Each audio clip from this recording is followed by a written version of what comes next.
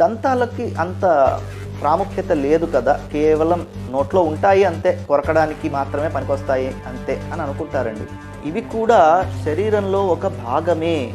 పాల పన్ను దశలో ఊడిపోయిన తర్వాత పర్మనెంట్ పన్ను వచ్చాక చాలా సంవత్సరాలు అది మనకి సేవ చేసి తర్వాత ఊడిపోవడం జరుగుతూ ఉంటుంది.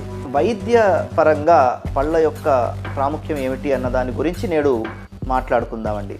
నమస్కారం అండి. నా పేరు డాక్టర్ శరత్ రామచంద్ర భాస్కరుని. నేను ద డెంటల్ స్పెషలిస్ట్లో గత 10 ఏళ్లుగా పనిచేస్తున్నాను. మనందరికీ తెలిసిన విషయమే, దంతాలు కొరకడానికి, నమలడానికి, మాట్లాడడానికి, మింగడానికి అనేక పనులకు పనికొస్తాయి.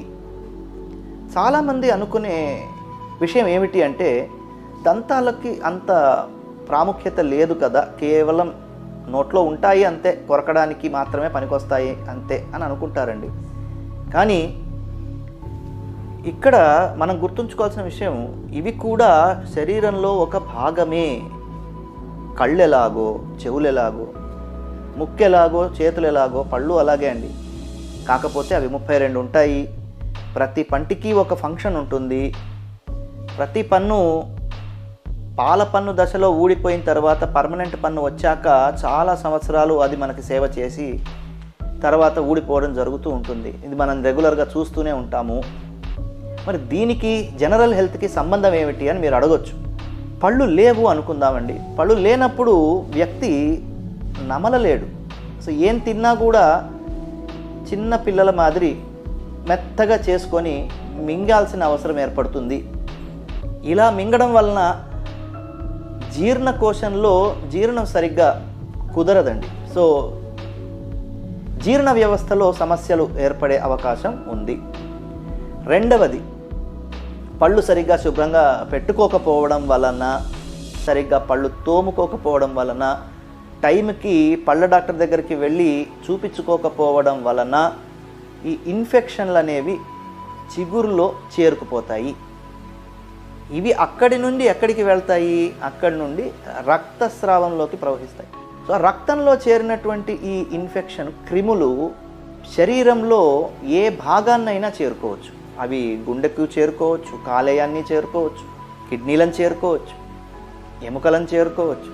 సో మనం సాధారణంగా చూసేటువంటి అవయవం మాత్రం గుండెకాయ అండి. గుండె దగ్గర చాలామందికి ఈ చిగుళ్ళలో నుంచి ఇన్ఫెక్షను చేరుతూ ఉంటుంది.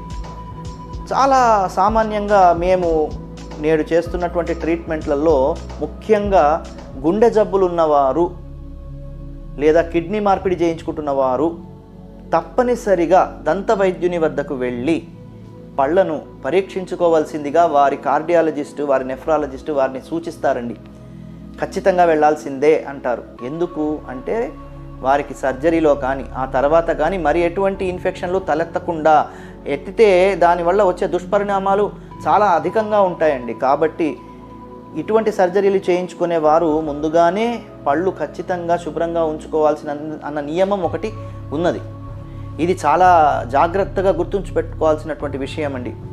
చాలాసార్లు ప్రమాదాలు జరిగినప్పుడు దవడ విరగడం, పళ్ళు విరిగిపోవడం జరుగుతూ ఉంటాయి. ఇది కూడా జనరల్ హెల్త్కి సంబంధించిందే. అది కేవలం పన్నే కదా అని వదిలేయం కదండి. సో పళ్ళు ఉన్నంతకాలం మొహానికి ఒక ఆకారమే రాదు అని అనుకుంటారు చాలామంది. పళ్ళు లేకపోతే ఆకారం పోతుంది, పళ్ళు ఉంటే ఆకారం ఉంటుంది, ఆకర్షణీయంగా ఉంటుంది.